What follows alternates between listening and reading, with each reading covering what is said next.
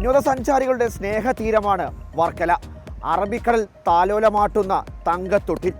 ഇങ്ങ് വർക്കല മുതൽ കാപ്പിൽ വരെ നീണ്ടുകിടക്കുന്ന ഈ ബീച്ച് ഇത് ഒരു പറുദീസ തന്നെ. കരയിൽ സിന്ദൂരവർണ്ണമണിഞ്ഞ ചെമ്മൺ കുന്നുകൾ, എക്കാലവും ഉറവ പൊട്ടുന്ന തെളിനീരിന്റെ മധുരം. പാപനാശം കടൽ തീരത്തെ ചുറ്റി അർദ്ധവൃത്താകൃതിയിൽ കാവ്യ പൊതിച്ചു നിൽക്കുന്നതാണ് കുന്നുകൾ. വലിയ തോതിലുള്ള ധാതു നിക്ഷേപം ഈ കുന്നുകളിലുണ്ട്. ഉറവകൾക്ക് ഔഷധ ഗുണമുണ്ടായതും ഇതുമൂലമാണ്. 50 മുതൽ 75 അടി വരെ ഉയരമുള്ളതാണ് ഹിൽ ടോപ്പ്. റിസോർട്ടുകളിലേറെയും ഈ ഭാഗത്താണുള്ളത്. 350ഓളം റിസോർട്ടുകൾ പാപനാശത്തും പരിസരത്തുമുണ്ട്. സർക്കാരിന്റെ പ്രകൃതി ചികിത്സാ കേന്ദ്രവും ഹിൽ ടോപ്പിലുണ്ട്.